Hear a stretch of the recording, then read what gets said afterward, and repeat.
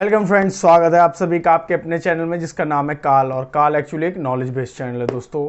और आज मैं आप लोगों के लाया हूँ ऐसी ही एक दिल दहला देने वाली स्टोरी दोस्तों। जी हाँ, आज की जो कहानी है वो आपको अंदर तक झंझोर कर रख देगी दोस्तों। क्योंकि आज की जो कहानी मैं आप लोगों के लाया हूँ ये एक लौता ऐसा केस है जिसमें खुद अदालत में ये अपील की गई थी, ये अर्जी दी गई थी कि जो शख्स हैं उनको सज़ा जो है सज़ा माफ़ी चाहूँगा, मृत्यु इच्छा मृत्यु दे दी जाए। जी हाँ, उनको खुद ये कहा गया था कि इनको इच्छा मृत्यु दे दी जाए। सुप्रीम मतलब कोर्ट में ये कहा गया था, सुप्रीम कोर्ट में, अदालत में उनके लिए, मतलब कि जैसी वो उनकी ज़िंदगी थी उससे अच्छा तो उनको मौत दे दी जाए, ये बेहतर होगा ये कहकर। और कहानी जो आज की है दोस्तों वो कहानी है अरुणा शानबाग की। जी हाँ, अरुणा शानबाग की जो कहानी है वो 23 साल की उम्र में ही उनके साथ जो हुआ वो कुछ ऐसा था कि शायद हम चाहेंगे कि वो किसी के साथ ना हो दोस्तों। और शायद से इतना जो ज़ाती है वो किसी के साथ हुई भी नहीं होगी।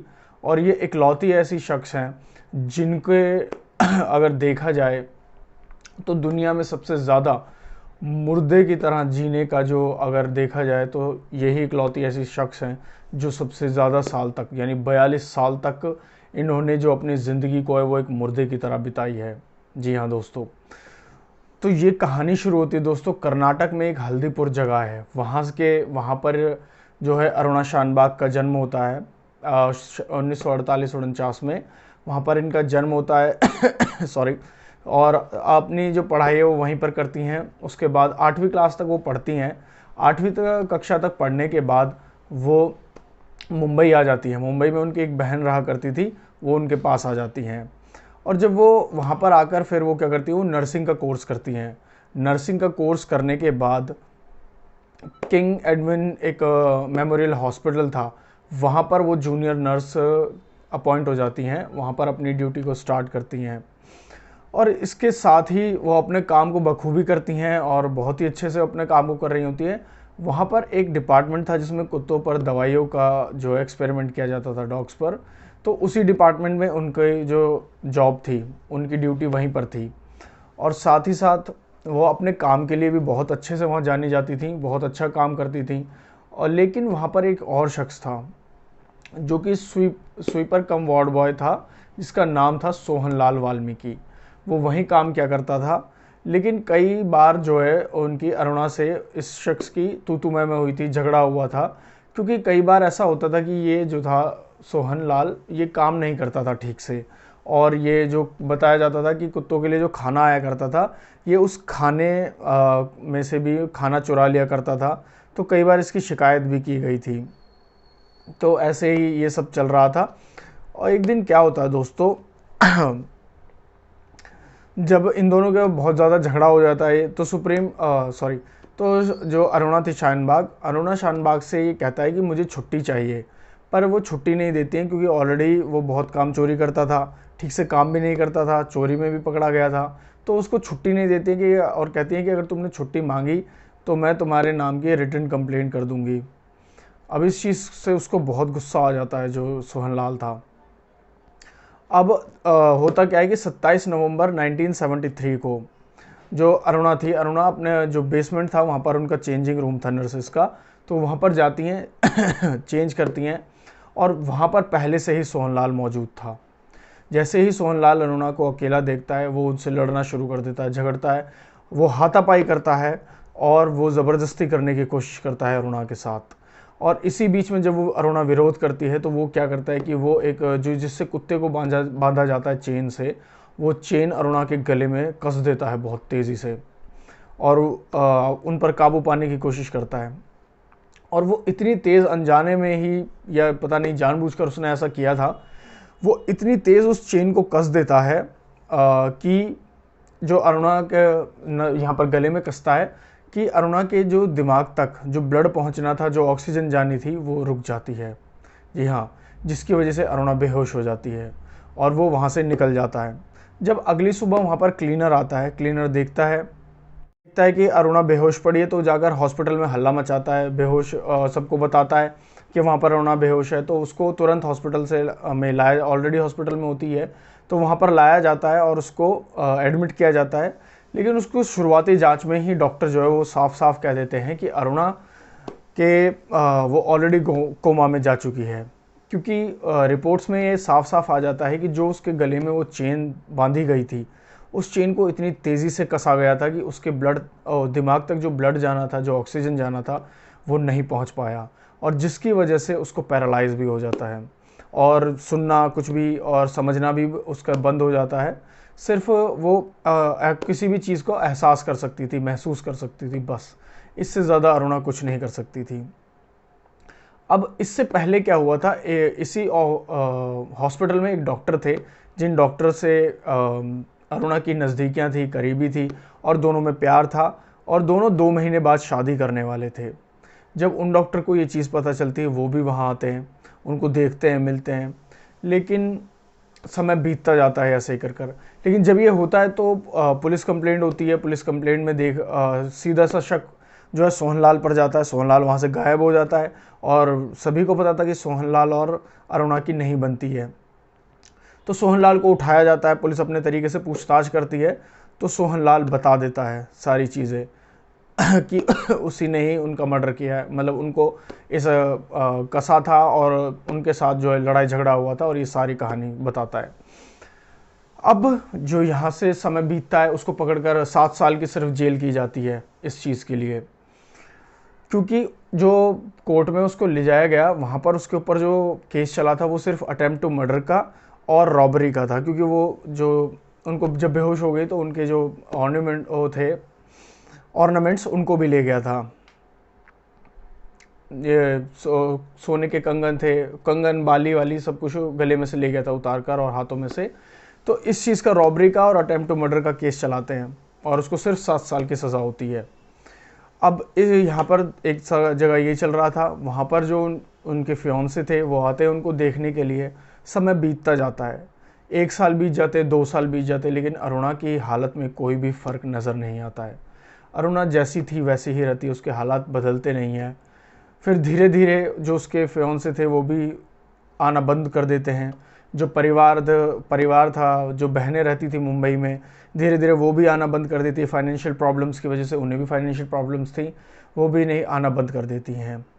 और अरुणा जो थी, एक वार्ड नंबर 4 में उस हॉस्पिटल में एक कमरे में और एक बेड पर अकेली तनहा पड़ी थी, जो ना तो कुछ बोल सकती थी, ना अपने दर्द को किसी को बयां कर सकती थी, ना किसी को कुछ बता सकती थी, और ना ही कुछ सुन सकती थी।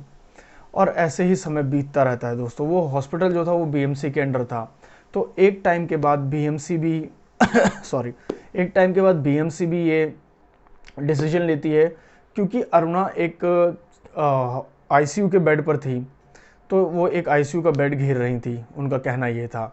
तो अरुणा को या तो हटाया जाए वहाँ से, या फिर उनको उनके परिवार को सौंप दिया जाए, ये कहा गया।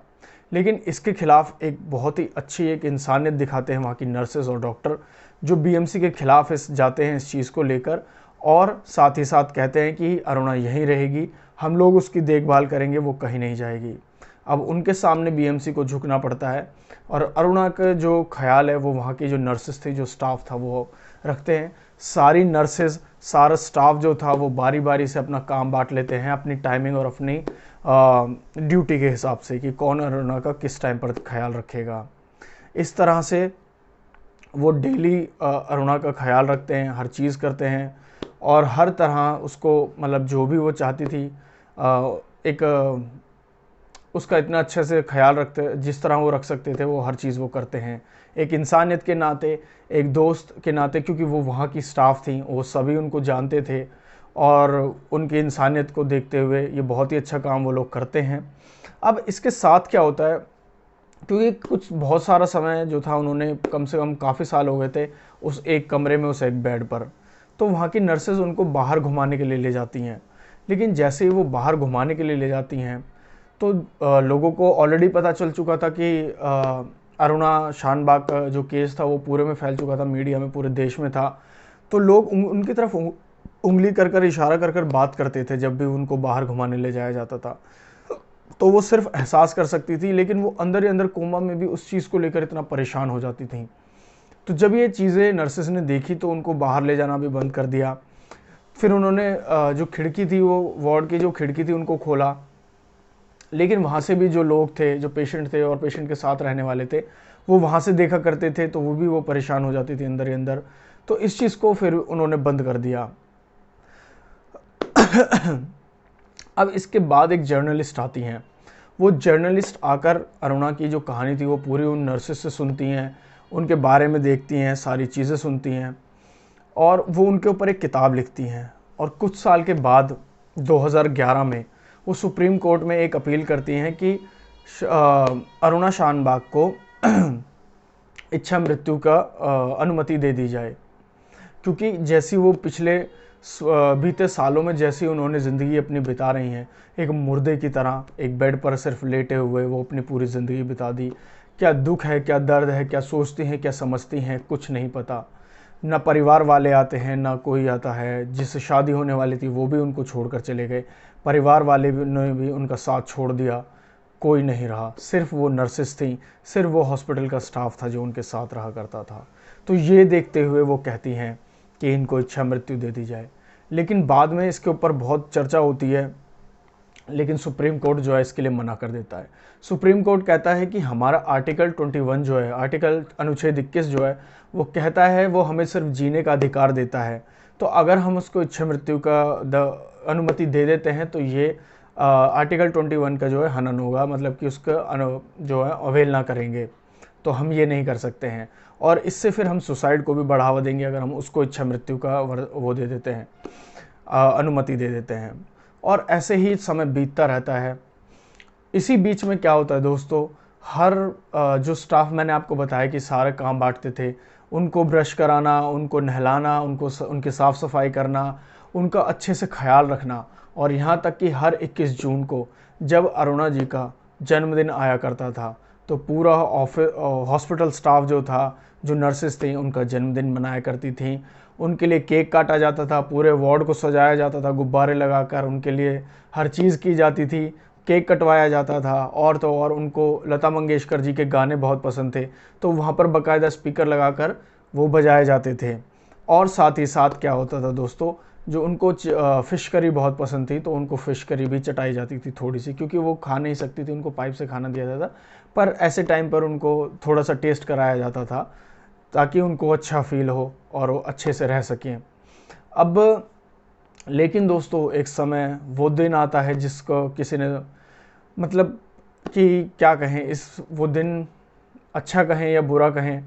18 मई 2015 18 मई 2015 को निमोनिया की वजह से जो अरुणा जी थी उनकी मृत्यु हो जाती है दोस्तों। जी हाँ, निमोनिया हो जाता है उनको, और उसकी वजह से उनकी मृत्यु हो जाती है। जो इतने साल, 42 साल, 1973 में ये हादसा हुआ था और 2015 में उनकी डेथ होती है। और ये 42 साल उन्होंने अपनी ज़िंदगी के सिर्फ एक बेड पर एक मुर्दे की तरह बिताए, और परिवार वालों ने, अपनों ने, परायों ने, सब ने साथ छोड़ दिया, बस हॉस्पिटल के स्टाफ को छोड़कर। जो उनके दोस्त थे, जिन्होंने उनका हर कदम पर साथ दिया, उनको अपने परिवार की तरह रखा, एक परिवार मानकर चले। तो ये वो कहानी थी दोस्तों। और जब ये इसके बाद में एक जो है मिलने के लिए जाते हैं, सोहन लाल के बारे में कई सारी कहानियाँ पता चलती हैं।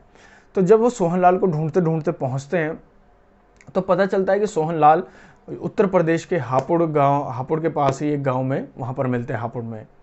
तो सोहन लाल ने बताया कि उनको बड़ा ही इस जो उन्होंने किया उसका बहुत अफसोस था। और सोहन लाल कहता है कि मुझे बहुत अफसोस है जो मैंने किया, और उसके बाद से मुझे इस हादसे ने इतना झंझोड़ कर रख दिया अंदर से कि मैंने हर बुरा काम, जो मैं स्मोकिंग, जो मैं ड्रिंकिंग और भी नॉनवेज, मैंने सब छोड़ दिया, क्योंकि मैं अंदर तक हिल चुका था इस हादसे के बाद। और उन्होंने आखिर तक ये कहा कि मैंने जो है, मैं मानता हूँ कि मैंने जो किया वो गलत था, और उसकी सज़ा शायद मुझे इस तरह मिली कि मेरी एक बेटी की जो है मृत्यु हो गई, उनकी एक बेटी की मौत हो जाती है। तो यही कहते हैं कि शायद भगवान ने मुझे इस चीज़ की सज़ा दी है। और साथ ही साथ वो बताता है कि जब वो बताता है कि जब मैंने उनका गला घोटा था, मैं मानता हूँ कि वो चेन मैंने ही डाली थी, पर वो आखिरी तक हर बयान में ये कहता रहा कि मैंने उनका रेप नहीं किया है, मैंने अरुणा का रेप नहीं किया। कहता है कि जब मुझे अरुणा की मृत्यु की खबर मिली, मौत की खबर मिली, तो मैंने भगवान से जाकर बहुत ज़्यादा माफ़ी मांगी और अफसोस जताया कि जो मैंने किया शायद उसकी सज़ा मैं शायद ज़िंदगी भर नहीं उतार सकूंगा। जो मैंने किया, मैं माफ़ी चाहता हूँ। फिर भी भगवान से मैंने ये कहा कि मुझे माफ़ कर दें और उसकी आत्मा को शांति दें।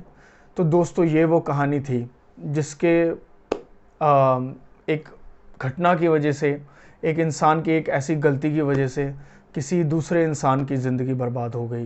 पूरी ज़िंदगी ना तो वो ज़िंदा में रही, ना वो मृत्यु में रही, ना वो मौत में रही, ना वो मुर्दे में रही, ना वो ज़िंदा में रही, और अपनी पूरी ज़िंदगी को सिर्फ ऐसे बिता दिया, एक पूरे सिर्फ एक बेड पर पूरी अपनी ज़िंदगी बिता दी। जो 42 साल थे, सोचिए 23 साल की उम्र में, 23 साल की उम्र में उनके साथ ये हादसा हुआ था 1973 में। और 2015 में उनकी जिस हॉस्पिटल में उन्होंने काम किया, जिस हॉस्पिटल में उनके साथ रेप हुआ, जिस हॉस्पिटल में उनके साथ वो कुकर्म हुआ, जिस हॉस्पिटल में उनको एडमिट किया गया, जिस हॉस्पिटल में उनके दोस्त, उनके परिवार बनकर रहे वो लोग, उसी में उन्होंने दम तोड़ दिया आखिरी समय में। और ऐसे दम तोड़ा जो किसी ने शायद सोचा भी नहीं होगा दोस्तों। तो आज के लिए बस इतना ही। अगर वीडियो अच्छी लगी तो उसको लाइक कीजिएगा, चैनल को सब्सक्राइब कीजिएगा और वीडियो को ज़्यादा से ज़्यादा लोगों के साथ शेयर कीजिएगा दोस्तों। जय हिंद।